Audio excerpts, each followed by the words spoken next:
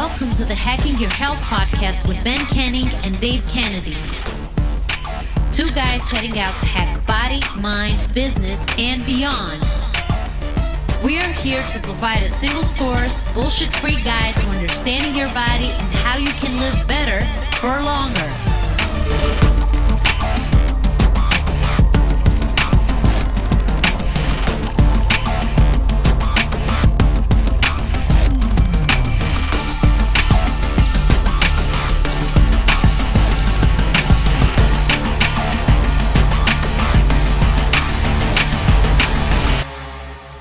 What's up, everybody? Welcome back to our standard viewing. Apologies that we're not side by side anymore. I feel like if I've learned a lesson from the YouTube views from the episode that got released yesterday, we should definitely do more in real life podcasts. But anyway, I'm Ben Canning, and I'm Dave Kennedy, and this is Back to Normal. We Hacking Your Health podcast. Yeah. So what's up?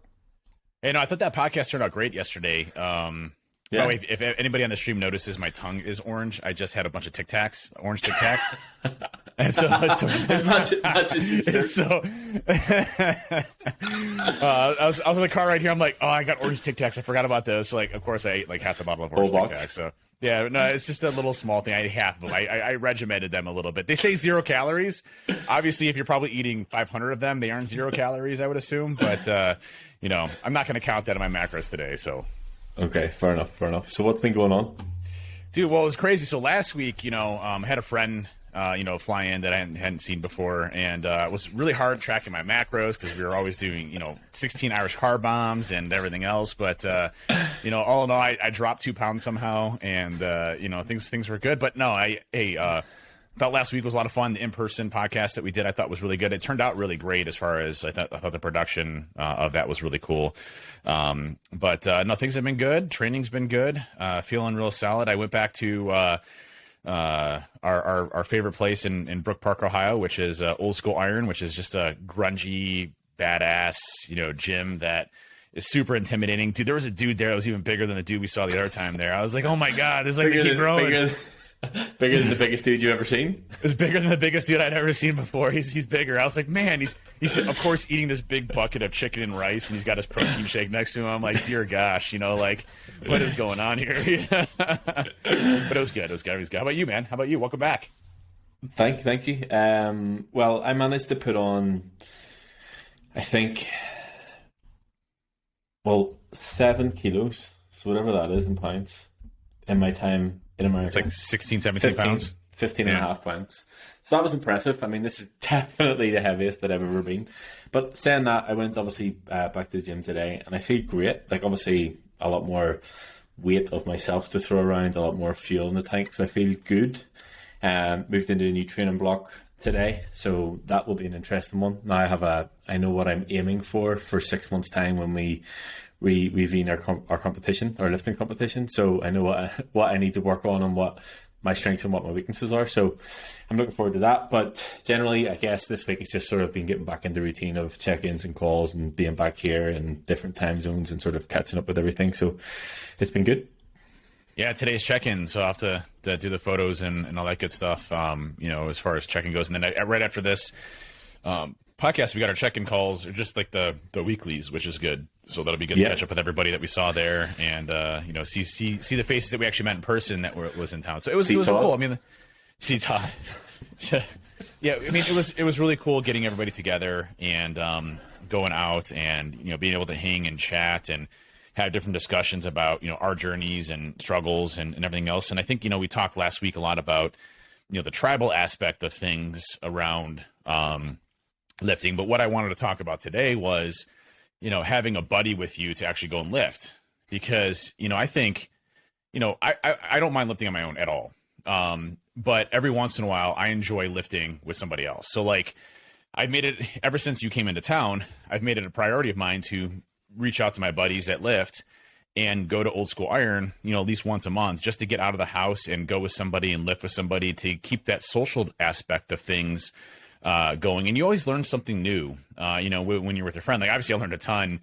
I lifted a ton, but you always literally lifted a ton.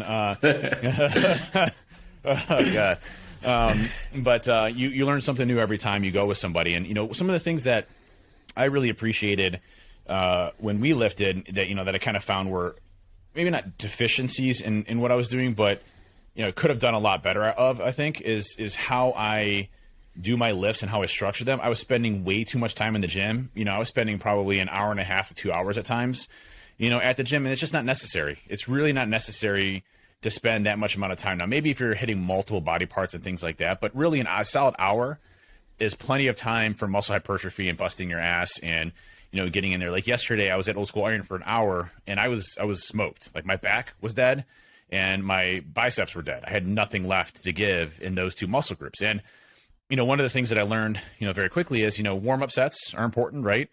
So, starting off and just kind of feeling the weight and, just do a couple reps with those and, get your body into the movement position of lifting light weights and then getting a little bit heavier, then a little bit heavier, and then obviously going in for your actual sets. But I, started, doing that yesterday. So I started off with some rack pulls. And what was really cool is, again, intimidating gym that was there. I mean, it's like literally like I'm the smallest person there type of gym. To feeling great about myself, and I actually had some people look over me like, damn, he's actually throwing up some real weight. This guy knows what he's doing. And I think I had 455 pounds, and I did 8 of those, and then I loaded up 505, and I did like 3 of those, which is really good. And overall, I hit a couple other movements. I did some rows. I hit the pull machines, the rope machines. And then, started working on some other areas and hit this one machine that, I didn't get to use. We saw it last time, but it's like you lay on your stomach and it's got these, it's a, like a lat row machine, but you basically go back and you pull up and, it's a machine that does it with the weight on top. And those just murdered my back. And, but overall, again, being there with somebody, learn something new, try something different. And I was a little bit intimidated at first because, when we went, we did, legs and arms. And, I knew which machines I could do the arms for, but I didn't know which machines to do the back for. So what I did is I explored. I explored the gym. I found out, machines. I'm like, there's a lady sitting there. I'm like, I have no idea how to fucking use this thing, and she's like, oh, it's just like this. I'm like, oh, thanks so much for showing me. That's cool. Cause like, I'm like, it looked like this weird contraction, and I'm like, oh, that's cool. That's cool. It works like this. And so I just learned something new every single time. But I think, having a buddy system and a partner, like obviously you work out with Helmy, being able to find somebody that likes your interest, that doesn't necessarily as a trainer, but, somebody like my buddy Paul, who's just getting into lifting, him and I are going to be going to the gym once a month just to, get out of our own regular cycles by ourselves and, lift together, push each other. It was a lot of fun. And I really enjoyed that aspect of things. Yeah, I think there's a lot to be said for training with someone. And for the longest time, I only trained by myself, and I think it came down to not finding the right person to train with. So the way Helmy and I train together is, he has an understanding of what I need. I have an understanding of what he needs. Sometimes we go through a session, we'll not even speak to each other. We just have headphones in or whatever else. But you're right though. You do learn things, and just watching people in the same movement that you're doing and watching their movement pattern, being able to see it like somebody else doing it in front of you gives you a different sort of, I guess, thought process or insight to the way that they move.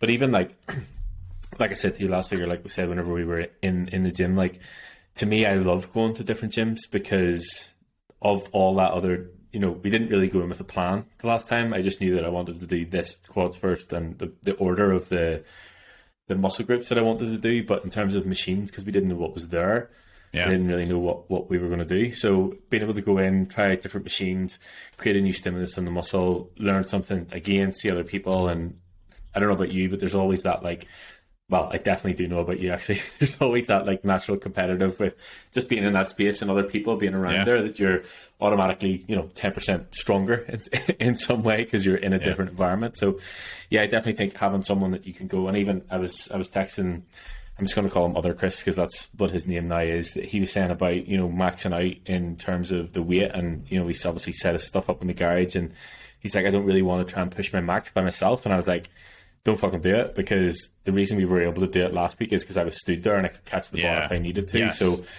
times that you potentially want to push to your max whenever you're training with your buddy Paul or whoever it is, make it okay, whenever I'm with someone, I'm really going to push things because I know that if the shit hits the fan in some way, they can pull me out of it, pick me up out of it, pick the weight up, lift the weight up or whatever it is, rather than just catching yourself underneath the bar or whatever it might be.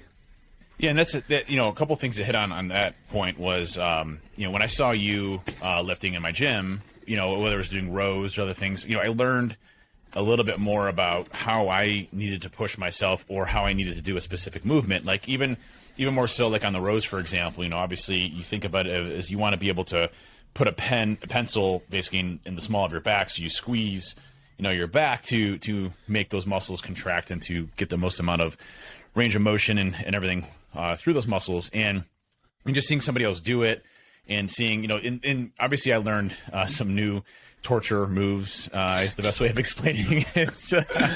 Let's put it like this. I can't wait to finish up your new plan. Oh God, I don't know how I think about that, but we should talk about that too. But just some of the movements that I hadn't tried before, and that was one thing to talk about going into that gym. I used to get severe anxiety, and I don't know if anxiety is the right word, but maybe like a fear of going to a gym. Like I just didn't want to do it. And I know a lot of people struggle with that because, there's like a bodybuilder guy that goes and looks at people posting stuff on TikTok about people's gyms, and like it's like that's not proper etiquette, or you shouldn't be doing that, or this is and he's actually like a good dude. He's like, hey, don't fuck with somebody that is brand new out there doing something. If they want your help, whatever, but don't, if they're obviously going to hurt themselves or something like that, maybe say something, but, have that kind of etiquette. Don't be intimidating when people go into the gym. And I think, why, we talk crap about Planet Fitness at times, but I think, at Planet Fitness, if you're just getting into, lifting, it's a fantastic neutral environment that isn't intimidating to people, because you don't just have a bunch of people in there that are just, meatheads that are, saying, oh, you're not deadlifting 500 pounds, you're not great or whatever, that type of toxic mentality is obviously what kind of gives the stigma, I think, of the gyms. And my biggest fear is, going into any gym originally was, well, I don't know what the hell I'm doing really. I kind of know what I'm doing, and I did a little bit in the Marines, but I don't really know what I'm doing. So I'm going to go here and do this. But if someone notices that I don't know what I'm doing, and I get all this like fear of it's stupid. It's stupid, by the way. Like, who cares what other people think, first of all? But second, if you're there to actually go and work out, why is somebody else hindering you from doing that? But that's just something I always had. And when I went there with you, I had this level of confidence because you were there, and I felt confident in what you knew. And we tried different things. We did some weird shit that I'll never try again. Like that what's that squat again? That's crazy air squat thing we did. The pendulum squat. The pendulum squats. Like not doing that again. Yeah. Or the hip extensions either. I'm not doing that in a public spot. The adductors. The abductors, yeah, the hip adductors. They're so good. I was talking to Heath about them. He sent me a photo that he was at some other gym and he had pinned the machine, and I was like, that machine, I just have so much love for it. I don't know why. I get the awkwardness, the eye contact thing. Like I said to you in gym, the adductor and the abductor are facing each other. So if it's like me and you, like I'm not breaking eye contact, I'm like going to look you dead in the eye until I get every single rep. I'm not looking down. Yeah.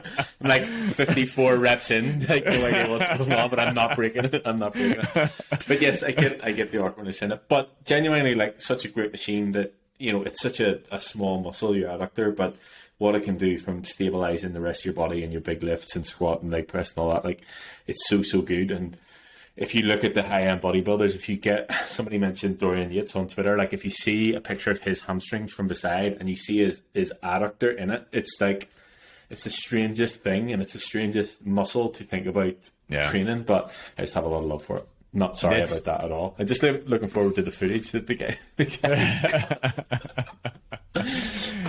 But I mean, so being there with you was one thing, right? Because I felt confident because you're there. But this is my first foray. Like, I went there by myself, which, by the way, I messed up really bad. I bought a pre-workout drink there. It was like the bucked up one, which is like 350 milligrams of caffeine. So I started drinking that as my pre-workout. And then they also have protein shakes there. So I'm like, well, since I know they have that there, I'm just going to go buy it there versus having to carry it the entire time, there and whatever. So I was like, I'll just buy it there. And, they had the different flavors of I think it was the Redcon 1 drinks that we had. And I was like, oh, they have a French vanilla coffee flavored one. And I'm like, oh, cool. So I drink that, and then I look at the top left, and it's like it has 280 milligrams of caffeine. I'm like, oh my god, I just did like 600 milligrams of caffeine within an hour. I was like, oh. So of course I didn't sleep last night at all. Like, and normally I have no issue with that. Like, caffeine typically doesn't impact me, but 600 milligrams within an hour, it was no joke. I was definitely tasting colors or seeing colors or seeing sounds or whatever the hell we say. But no, I went into the gym and zero issues. I looked around how I wanted to plan my workout. Found the machines that I thought would be good, that I was comfortable with, and kind of went into there to see how I felt. I started off with rack pulls, then went to the row machine that was kind of like the weird one that I had never tried before. Then I used the cable machines, to do more so lateral pull downs. Did a row. Then I started working on biceps, and overall it was a fantastic workout. I murdered myself, and I felt, what was cool about it is like, no one cares, right, that you're there, but that perception that somebody cares, I guess, is the issue, right? And I just did my shit. I was drenched in sweat. My biceps were pumping, and I was I had the thou should not be named arms that you mentioned before, but and so we did a good job. So anyways, it was a good experience for me going there by myself, and I'm looking forward to bringing friends there and having the confidence to show them different moves and exercises and things like that, as my knowledge has expanded as well, which is pretty cool. Yeah, and I think, as you mentioned on Twitter, like having the confidence to go and do that and not sort of second guess it. And I've seen this so many times with people that their biggest fear is the gym because they're afraid of falling off the treadmill or dropping a dumbbell on their head or doing something wrong or ending up on fucking TikTok because someone's taking a video of them. And it's like, I understand it because I've dealt with it so many times with clients. And I think that's a lot of the times, like whenever I used to coach 1-to-1, that's what I was there for, is number one, because they knew that they had an appointment with me, so they would be there. And number two, they knew and they felt safe with me that I wasn't going to, lead them down the garden path or do something wrong or whatever. So to sort of teach them in that. And there's definitely a lot to be said. I think the term is gym intimidation. But as you said, nobody with the greatest, I guess, not to sound like a dick, no one really cares. Do you know what I mean? Like cares. no one's watching. No one really gives a shit. Everybody's too absorbed in their own shit. And once you get over the fact of actually getting there, it's not as bad as you make it out to be. And I think it depends on the environment. If you find the right place, then for sure, I can imagine, if you're a regular at that gym, you get to know people will help you out. Like you said, that woman was able to show you how to use the machine and stuff like that. Everybody's there for the same reason. It's not like that place to me doesn't look like a posery place or a fucking Instagram gym and everybody's taking selfies like we were, but on a regular basis. But I think people are just there to get the fucking work done, and if you need help, like I can imagine that they would any help you. And even chatting to one of the owners at the desk, like they seem to just reinvest, expand, even to the point of, did he say he's putting in a shooting range? He's putting in a gun range? Yeah, he's putting in a gun range on top. He was like, hey, if you just wanted to go work on and then shoot afterwards. I'm like, and they sold ammo there too. Like right when you were there, I was like, oh, really okay. Good merch as well. Like lots of merch is great. Yeah, merch is great. Yeah. Did you get more yesterday? I did not. I was kind of in a hurry to get in and out. Just timing wise, I had to get some stuff done. And but I definitely was eyeballing. If I have like 10 more minutes, I would get some more merch. But I did not. But yeah, really good fit. Like I tried that the one that I got. It's good. So yeah, great gym. I will be back.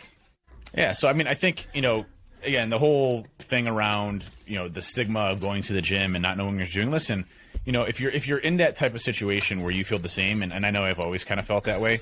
Think about it this way: if you're concerned about going there and not being able to find the machines or not knowing what you're doing, research your workout plan ahead of time. Of what you want to accomplish and the type of equipment that they have. And then plan your workout routines around that. So you're going, place to place to place. So you know what you're doing as you're going through and doing it. So you don't look like, hey, I don't know what I'm doing. But at the end of the day, who cares? Like, explore, try new things if you can, if you're confident enough with that. But, the whole piece is try new machines to attack your muscles in different ways, to target them, to get them to fatigue and have fun with it. I tried new machines yesterday I never tried before, and I'm feeling it today. I feel sore today, which I normally don't feel sore. So it's hitting the muscles in different ways, and being able to go to a place that is like that. And if you have your home gym, that's great as well. Do different things there. But I mean, ultimately at the end of the day, we're just there to lift. We're there to get healthy. We're there to have fun. Don't worry about what others think of you as you're going through and doing this. It doesn't make a difference. I wasn't checking out anybody while I was there and being like, oh, they can only do this, really? You know, I'd be like, you're here.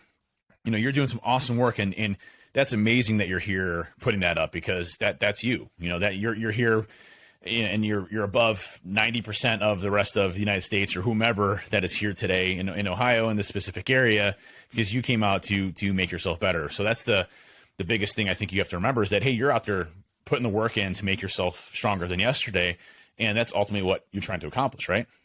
Yeah, and I think the other thing as well is, don't be afraid to ask for help. Do you know what I mean? Whether it's somebody who works there, somebody who's training there, or whatever. Like, I would have always tried to be available as much as possible when I worked the gym floor to help people out. Not to the point that I would have, as we talked about before, went up and said, you're doing that wrong. Because, again, if someone has built up the courage to actually get there in the first place, and the first thing that they're doing, somebody is coming up and telling them they're doing it wrong, that's the last time they're ever going to be in the gym. But I tried to be there to be available, that if somebody needed help, they felt like they could come and ask me. And I think, you know, generally 90% of the gyms that I've ever been in, they're more than happy to help in any way that they can. Yeah. So that brings me to my next topic, which is my new training program. Well, I think it's important to note, you know, I talked about my training program on the podcast, where I kind of built my own training program with supervision with Ben on how to split it. And, you know, I was definitely doing too much. There is too much to do. And, you know, for me, I looked at it as, the more I put in, the more reward I will get for that. And that's not necessarily the case. So there's we obviously got to mention Huberman Labs. You know, there was a recent podcast on Huberman Labs. And by the way, I highly recommend this one. It's like a master class in muscle hypertrophy. It's like 3.5 hours long. And I'll they link go it through in the show notes. So good. So don't forget. You know, I need to go through it again. I listened to it, and I think I fell asleep. I was on a plane. I think I fell asleep for like 15 minutes, and I lost like some of it. But it was incredibly awesome to hear the latest research and science around how you can attack your muscles for maximum growth or strength, or what the strength is versus hypertrophy versus endurance, and going through all those different areas. And, you know, what they specifically stated was that even if you're sore, go out and still lift. Soreness is not an indicator of whether or not your muscles are fully healed or not. You know, usually within a 72-hour period, 48 to 72-hour period, your muscles have already predominantly recovered, you know, from the strain that you put them into, give or take. So that was one thing I found interesting. But what I also found interesting was that one of the things that was kind of a mind blower for me was Andrew Huberman had said that when he would lift, even when he would eat appropriate things to maintain energy levels, 3 or 4 hours after the lift, he would just crash and have to take a nap. And I was like, wow, that's me. Like, that's exactly me. Like, when I do a heavy lift, you know, 3 hours later on the spot, I am wrecked. I need to go take a nap. I am exhausted. And what Huberman said, that he figured out what it was, is it wasn't food intake, because that's what I would think. So I would just pound a ton of carbs within my macronutrient set, but I would be very carb heavy afterwards to try to maintain my level, because I didn't want that 3 hour crash. But, you know, ultimately what he said is that your body, when you're doing heavy, substantial weightlifting, your body doesn't, you know, your body's under a lot of stress, and it thinks it's in danger, for lack of a better term. Okay. And when you're done lifting, your body doesn't know that you're done lifting. Your body doesn't know that you're not in danger anymore. So you're still in that adrenaline mode. You're still on that ramped up period where, you know, things are going on in your body to where it's really taxing, you know, every process or system. And I apologize for the dogs barking in the background if you can hear it. But you know, and basically to shut that off. And so if you're doing that, your body doesn't shut itself down. And so in 3 hours, you're going to crash, because your body's basically in overdrive mode. So what he said as a routine that he does is he will, after he is done lifting, he will basically lay on his back for about 5 minutes and close his eyes, and typically listen to relaxing music to basically let your body know that it's safe. And that shuts down all of those systems that are going in overdrive, to relax your body, to get back into a normal state of mind, and that he stopped having those crashes as soon as he did it. So that was an interesting piece. And I actually, the first day he said that, I'm like, boom, you know, mind blown, you know, I need to check this out. And I tried it and it worked. Like first day, second day, third day, fourth day, I didn't have that crash. I was like, oh my gosh, like this actually works. So instead of doing cold showers, which is good, I now have a technique to calm myself down when I'm going through these situations where I don't have that crash anymore, because I literally do a post-workout cool down where I basically lie on my back and I listen to some, chill, music, and I close my eyes for 5 minutes, and then I get up and I'm refreshed. I feel great, and I don't have that crash, which I thought was really cool. But that brings me back to the whole point of, I was definitely doing too much when it came to lifting and how much I was lifting. And so we're in the process of redesigning my program to where I'm not lifting as much, which I'm going to say is going to be very difficult for me to do.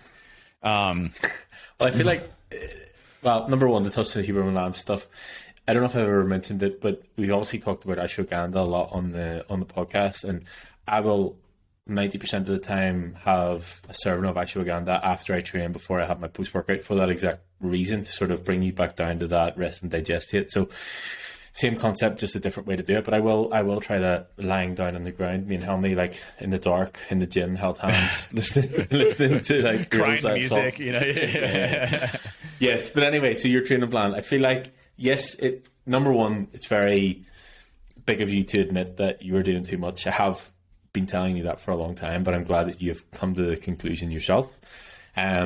Obviously, we're having a lot of back and forth conversation and compromise on things, because originally we said that you were going to do 4 days. Now we're back up to 5 days, and we're having a lot of back and forth about it. But I think the latest that we have written in terms of what way the split should be, I'm looking forward to. Yeah, me too. So, originally, just to recap what I was doing Orange Theory Monday, Wednesday, Friday, or HIIT training. And if you listen to Huberman, HIIT training, I'm not sure what category HIIT training is. I think it's level 4. Yeah, so he was basically saying, so level 4, level 1, level 2, level 3, level 4 cardio is how intense the workout is. And what Huberman was explaining with the other scientist that was on there was that, you typically want to do, 120 to 180 minutes a week of level 2 cardio, which, he's like, that's the maximum level you want to do for level 2 cardio, which is like basically not that intensive, more like, get a sweat on. You doing my bike in the morning? You doing your bike in the morning is a great example of that, right? That's level 2 cardio. What I do is level 4 cardio, which is, your body feels like it's being murdered for an hour, and I did that 3 times a week. So I was doing the top end of level 4 for 60 minutes a day, or 60 minutes Monday, Wednesday, Friday, which is very high intensity on your body itself. So, I was probably sacrificing some gains there a little bit, just based on the amount of volume I was doing there, as well as lifting 6 days a week. And I tried to split my program up enough so that, I did different body parts, obviously, but there is obviously some overlap there. And what I noticed when I was working out with Ben is that when I went to more of a 4 or 5 day workout period, I was much stronger to lift weights, much stronger in my exercises. I didn't feel worn down. When you have to do Orange Theory in the morning, level 4 intensity Orange Theory, and then in the afternoon, you have to go and do a very powerful lift, that's very taxing in every aspect to your body, right? I was able to handle it, but, towards the end of the week, you're like, oh, man, like, I don't know if I can do this right now. But you still do it. And I think, the way that we're looking at it now is, Monday would be Orange Theory. We would do a lift that day. That'd be pretty much the only day that I'm doing Orange Theory in conjunction with another one. Tuesday would be a lift day. Wednesday would be Orange Theory, no lift, so basically a break day. Thursday would be a lift. Friday would be a lift, and then Saturday would be a lift, and then no Orange Theory on Friday. And then Sunday would be a rest day. So, a little bit of a change to my program, which I'm excited about. But, at the end of the day, I think it's going to be much better for me in the long term of being able to, maximize the amount of growth and hypertrophy and muscle strength and everything else that I'm doing a part of it. Yeah, I think for me, number one, the stress that HIIT training puts on your body. Now, not that it will show up, or not that it was not that it was like super negative, but even that little bit less stress on your body will handle things a little bit better because it's not in that heightened stress state that many times across the week. Obviously, as you said, with doing Orange Theory in the morning and then trying to get a proper lift, like I guess it was last Monday, that's what we did, and we went to that gym to train legs. Like, that was a tough day. Like that was I was spent by the end of it. Yeah. Not to just mention that I did Orange Theory again, but the way that I have it written at the minute is Orange Theory and then in the afternoon arms, because you can get a full session done. It's not massively taxing on your body. Yeah. You can get it done 45 minutes an hour, it'll be fine. Tuesday we'll do legs. Wednesday will be Orange Theory, which you've just said as a day off. I mean, I don't know if you can say that doing Orange Theory is a day off. I meant it's a day where I'm not doing both, but yes, I'm not doing both. So today I actually incorporated that, so I'm not going to lift this afternoon. I did Orange Theory, and by the way, they just restructured, not to interrupt, but they restructured their program, so they have what's called a 2G and a 3G. And for COVID, they went to 3G so they could do appropriate spacing, which mixes, 14 minutes at the treadmill, 14 minutes at the rower, 14 minutes at the gym.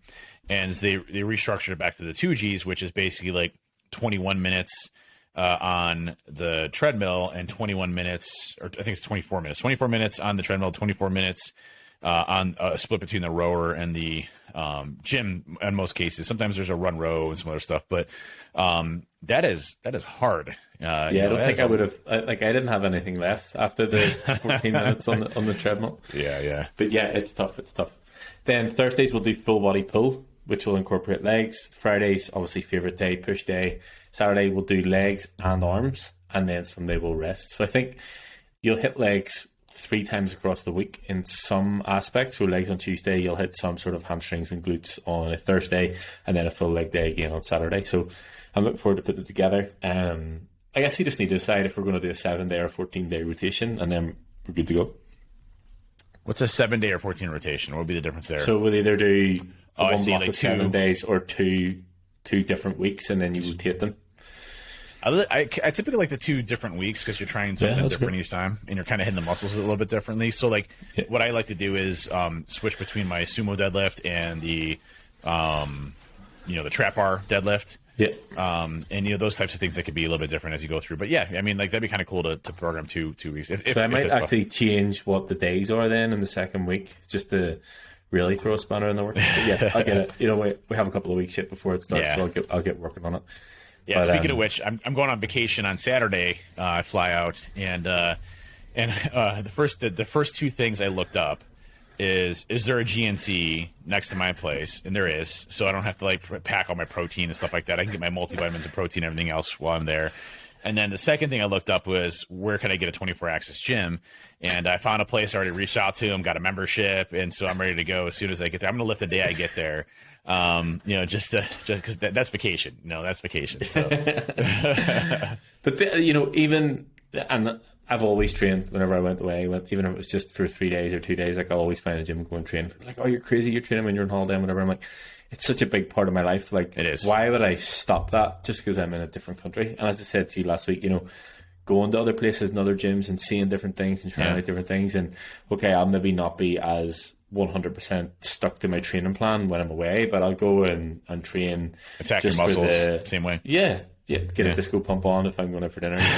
You got to explain what a disco pump is. Did we explain it last time? I don't think we did. I can't believe you didn't know. So basically, a disco pump is go and train. Before Ben explains it, I got to explain the situation that led up to this. It's like Ben sends me a text message and he's like, "Hey, I got to go hit the gym really quick to get my disco pump on." I'm like, "What the hell is a disco pump?" I'm like, I'm thinking it's like this weird UK thing where you dress like you're in the 60s or 70s, and you're sitting there lifting with a bunch of people that are dressed in 70s gear or something like that. It's got disco lights and stuff. And that'd be my worst nightmare. Yeah. No, so disco pumps just where you go and train all the muscles that are going to fill out your t-shirt a little bit more. So you go and do some shoulders, some chest, some biceps and triceps before you go to the disco. Not that I was going to the disco, but that's just known as a disco pump. So but we did it. We did do a disco pump before we went to the Cavs game. Yeah, we did. We did a disco pump before the Cavs game just to make sure that we were all pumped up when we went to the Cavs game to show off. But the muscles, you know the feeling that you get after you train and you feel good and you feel more confident. That's the idea of it. That you go out and you feel good about yourself, good in your. There's no question. There's no question that post lift you feel like a monster. You feel great. Your muscles are exploding. You get that pump that everybody talks about, and then obviously it eventually dies down. But you feel great as you're going through it and as you're doing it. You know that you accomplished something, and then you kind of have that feeling there. So every time I go and lift, I can be man, I just ate a whole box of Tic Tacs and I feel horrible, and then I'm like, I'm terrible. And I go and I look, I'm like, man, I am massive. Like, I'm a big dude. This is awesome. So it's amazing what our brains do to us in those specific things.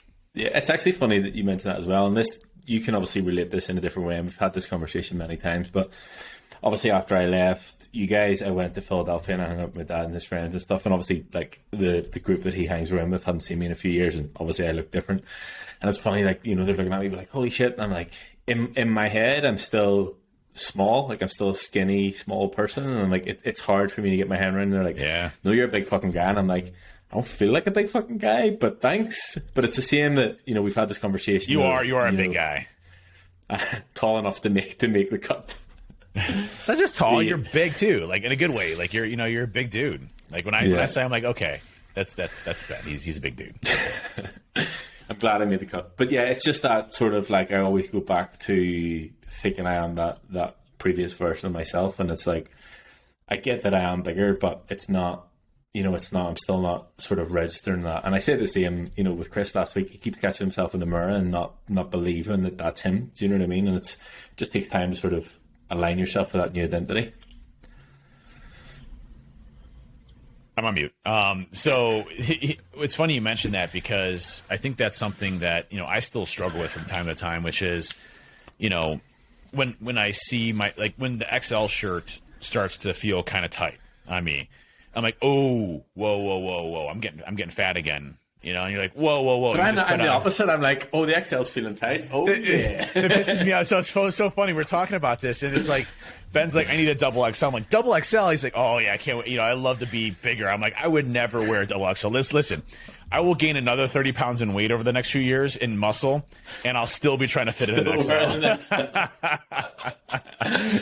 There's that stigma of Fat Dave that had to go to double XLs, and I say that I love Fat Dave. Fat Dave was a good guy, but that's not where I'm at obviously now, and it's different perspectives. But you always have that person in the back of your head, because that's who you were, right? That was a big part of your identity, your life, and everything else. Same thing for you. You were a small Ben, and you'd love to wear a double XL because you fit into it appropriately, right? I suppose it's the same thing that if I had to start wearing a medium, I'd be like, what the fuck? Like, what is going on here? What's going on here? Like, I'm just going to wear a double XL even though I can fit into this medium. But, you're definitely not a medium guy, man. I know that for a fact. Fuck, definitely not. But, I mean, I think that's a big thing that, is really tough for me to get over, my self-image of, myself and how I look and how I feel. And, like, it's interesting. I'll look at pictures of Helmy as an example, okay? And I'm like, that's a perfect physique, right? But I'm sure Helmy, when he looks at himself, sees all the flaws that he has in his body, right? And I do the same thing. I'm like, man, like this little part here in my stomach that is either excess skin or it's fat or whatever, I just haven't lost it. Like that part right there drives me nuts. Like, and every time I have my shirt off, I have a big physique, as far as you can see the muscular definition and everything else. You can see abs, but I still have this little patch here that drives me nuts, right? And so I think, for me, it's just, I feel like there's always going to be an area where you just don't like yourself in some way, shape, or form, or certain things about you that, you notice, but no one else does. It's just part of the game, I guess.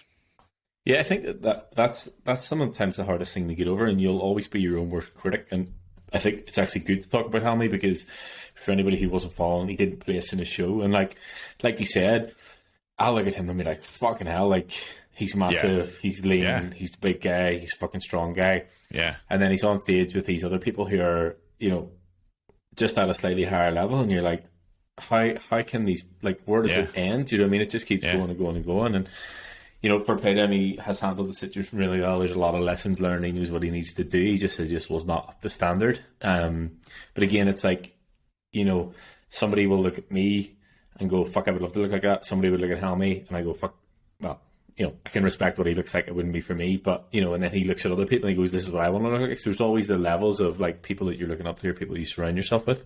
Yeah. Yeah, and that's, I think the comparison aspect is something you should throw out the window, right? Don't compare yourself to anybody else. Don't compare yourself to me. Don't compare yourself to Ben or Helmy or whomever.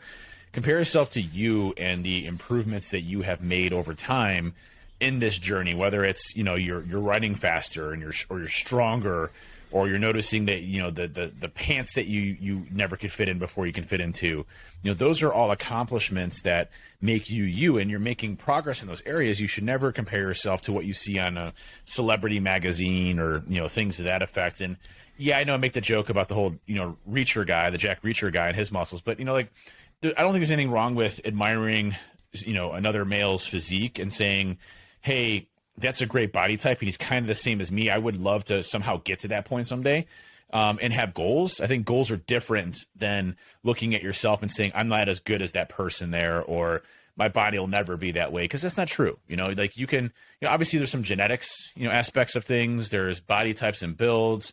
But yeah, at the end of the day, if you're consistent, you're continuously making progress, even if it's a little tiny bit of progress.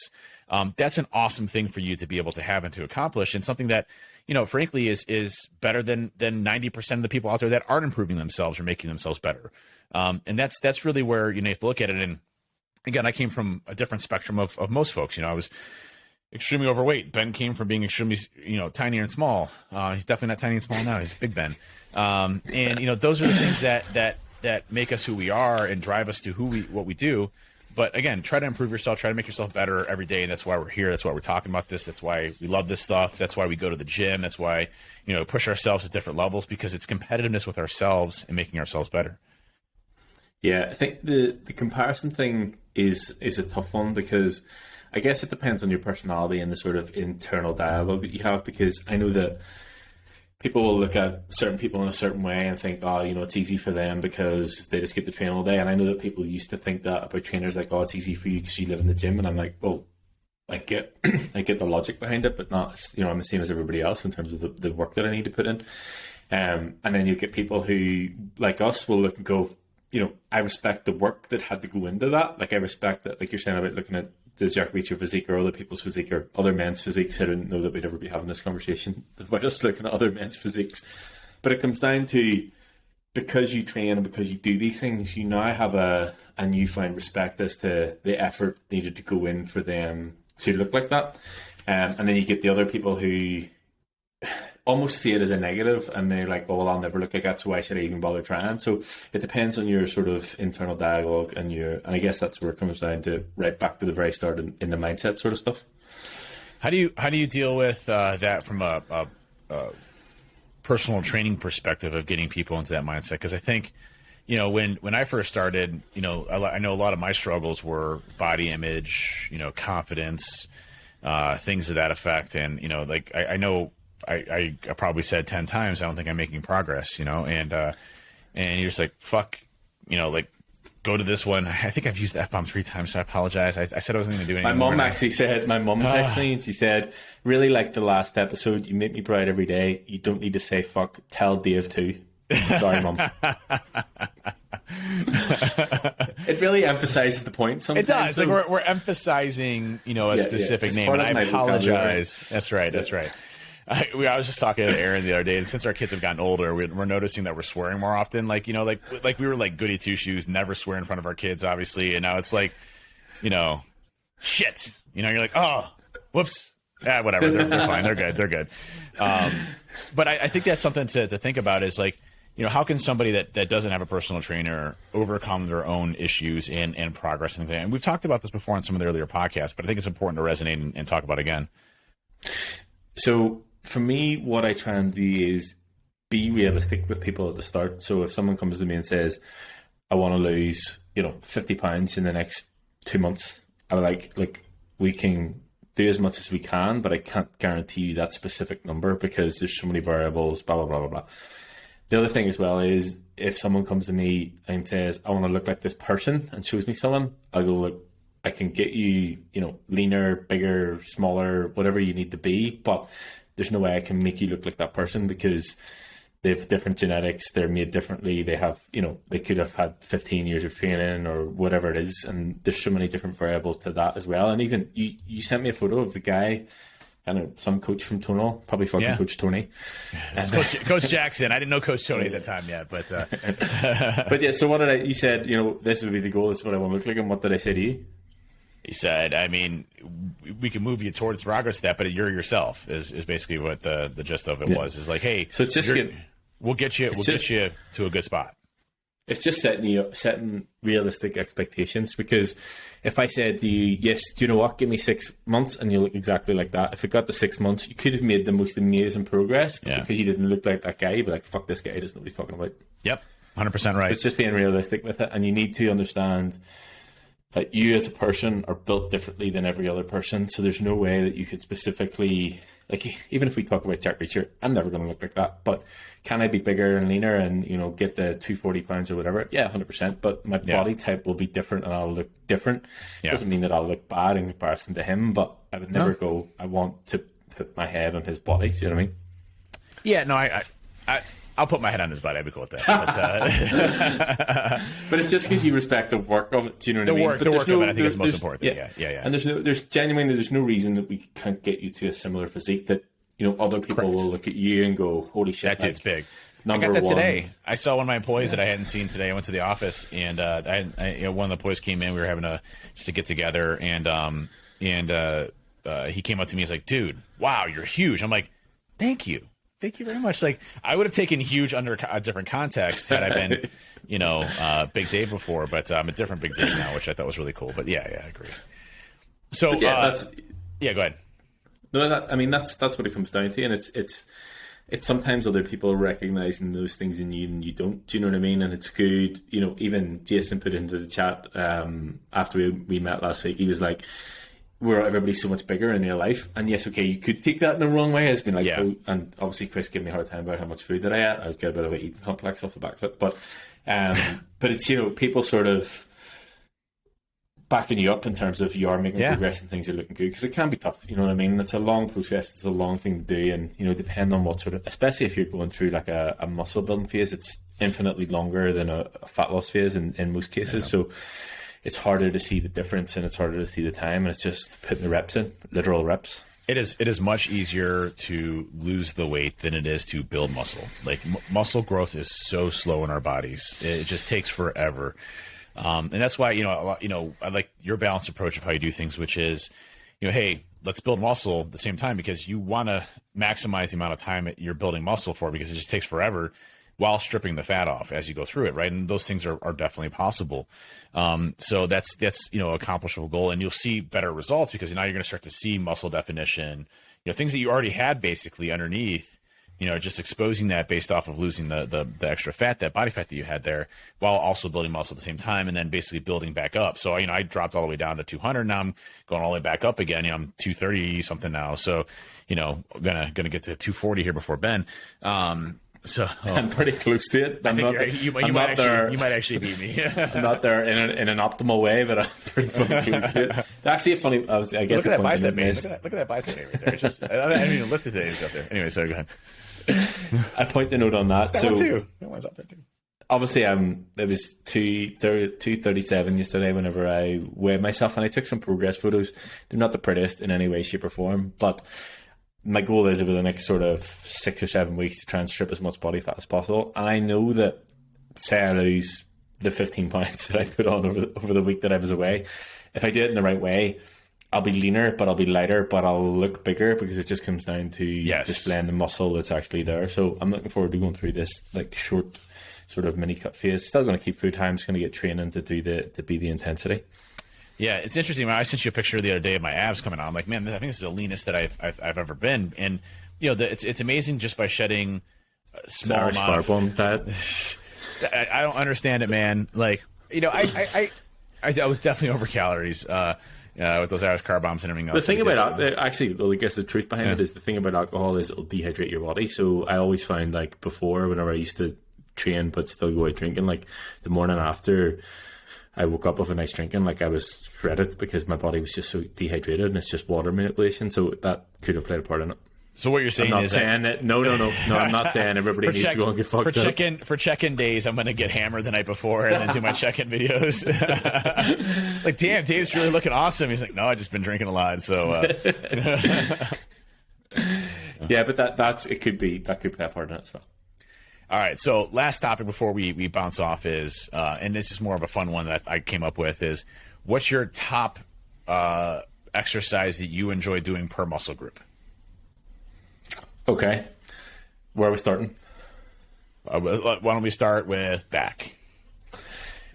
For back, I like single arm cable row because I feel like you can create enough stability sat down into it, but you can get that better contraction by being able to sort of drop your shoulder down into it. Versus if you do just the dual one, you're obviously fixed to what the bar can do.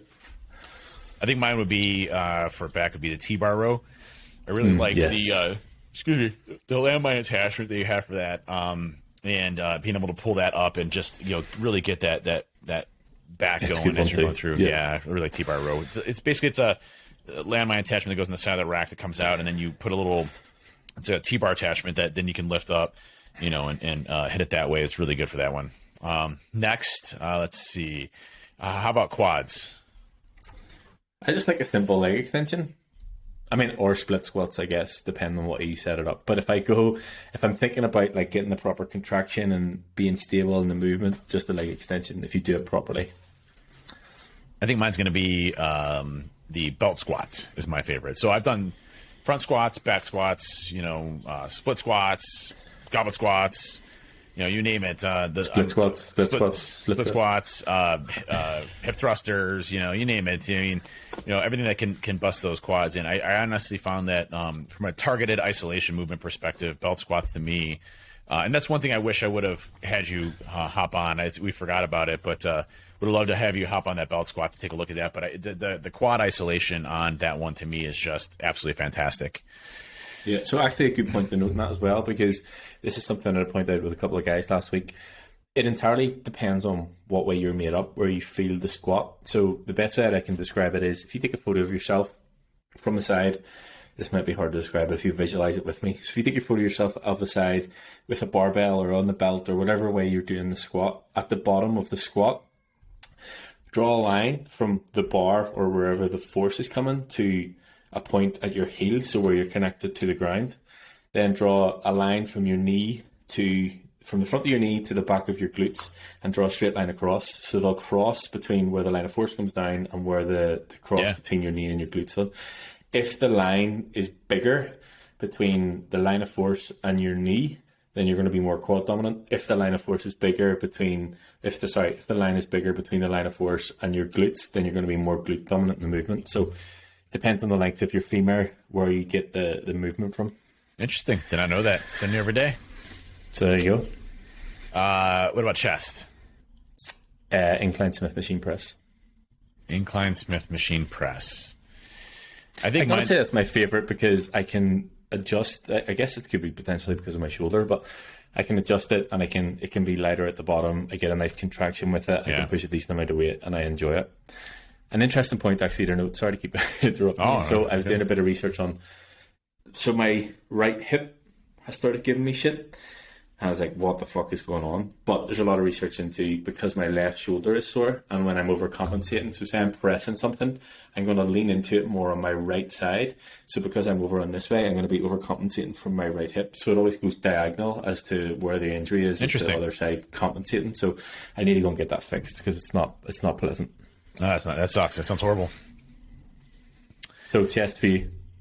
I think the incline tonal, the resistance tonal, is probably my favorite. Nice. Yeah. That really busts my chest muscles up. I love doing traditional bench with the neutral bar grip, but for some reason the resistance training that you're getting on the tonal and the gradual progression that you're doing with those, it just rips my chest up as I'm going through and doing it. So I love that one a lot.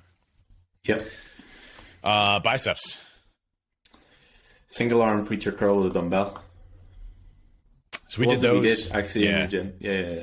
So I like that one. I like the machine that was at Old School Iron, where it's basically preacher curls but a machine. So it's basically riding over and you're doing both at the same time. But the single arm preacher curls are really good. Those are hard. Yeah, I mean it's good because you can isolate them. You can isolate the muscle so much, and you can. The reason I like doing the dumbbells versus doing the machine is because I can move slightly different in the line of like what way. If anybody's not watching this, I'm moving my arms, but the way that my arm moves naturally is different on both sides, so I can get a better contraction by doing it single arm with the bench. By the way, nice T-shirt. Thanks. Got that in America. Yeah. That's good. America. I have my Cavs hat on as well. Sports fan today. Oh, Cavs hat. Yeah. Cavs hat. So for me, I think it's going to be probably my tonal bicep curl, single arm bicep curl. I really feel like, the movement with that full range of motion, very similar to a preacher curl, but also burns you out with the resistance that's there.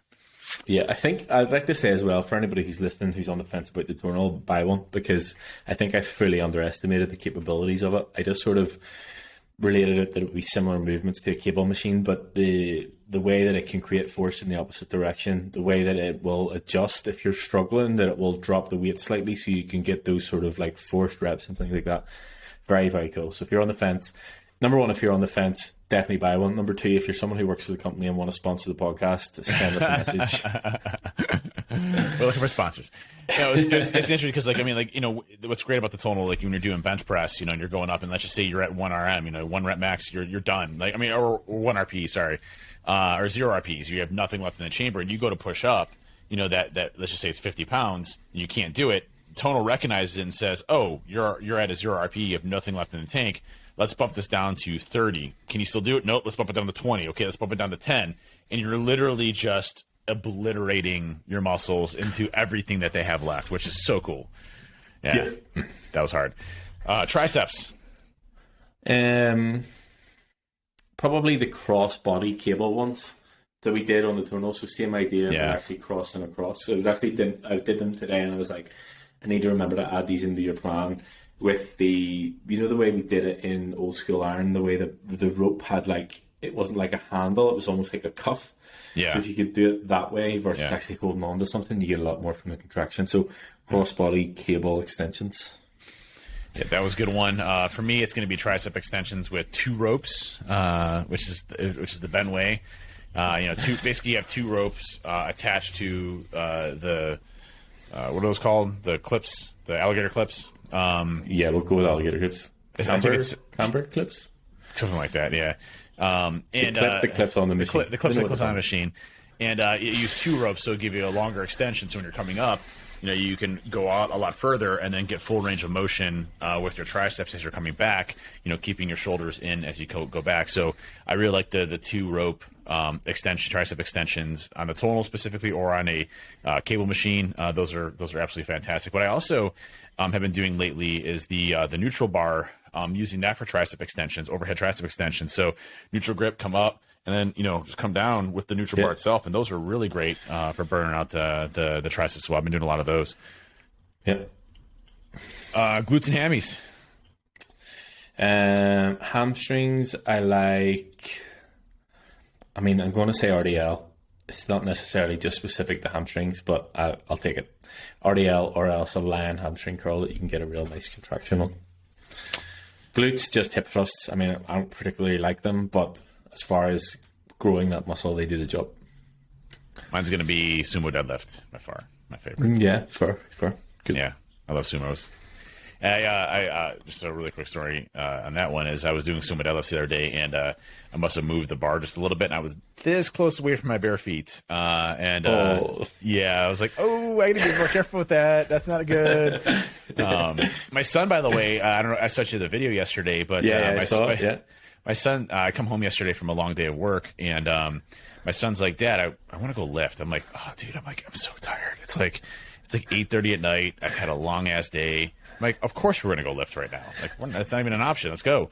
And so I lifted my son for the first time yesterday. He's 11 years old, and dude, he's actually stronger than I thought. So he did the Kabuki camera bar, 45 pounds. Did 10 of those. Good form and everything. Did skull crushers with the bar, which is 30 pounds. And he did tricep extensions with the TRXs, body weight side. And then he did 8 deadlifts, trap bar deadlifts with a 70-pound trap bar, and he was solid. You saw the video; he's looking good, and he did 3 sets of those, 3 sets of whatever, and he was like, "Man, this is awesome." How does he feel today? He's like, "Dad," I woke up this morning with him to get him to school, and he's like, "Dad, I'm wrecked." He's like, "But as soon as I come home, can we lift again?" I'm like, "Oh yeah." So that's cool. Yeah, but he had good, and it's good obviously to teach form and stuff at such an early age, so it'll be cool. Yeah. Let's see what else we missed. Shoulders. Lying cross cable lateral raises, the ones again that we did in the tunnel. Yeah, those again, probably from a stability perspective, from a resistance profile perspective, they're the best in my eyes at getting that contraction. I prefer the cable over dumbbell just because of the way the pull or the resistance will be. And definitely line, you can sort of isolate the shoulder a little bit further. So what Ben's talking about is laying on a bench basically and having two cables come up, and then where you can do lateral raises using crossing your arms and being able to do it that way. So that's definitely one of my favorite ones as well. And obviously we got traps, you got other areas here, but those are the core ones that we wanted to talk about today. Did I miss anything? Calves, I do calf raises. Don't train them. Yeah, just get rid of it. I can't grow them anyway. But hey, that's it for us today. Hopefully you enjoyed listening to us and catching up, and we'll be back with you next week. I'll be on vacation next week, but we'll definitely get a podcast in, and we'll get all that going. And so hopefully you're having a great day. You're getting some training in. You're motivated to get some training in, and just remember, you are you, and keep your progress going for what you want to accomplish in life, and that's all that matters. And this is Hacking Your Health, and follow us on Twitter, Discord, everywhere else. Everywhere else. We'll See you next week. See you next week. All right, catch you later. Thanks. Later.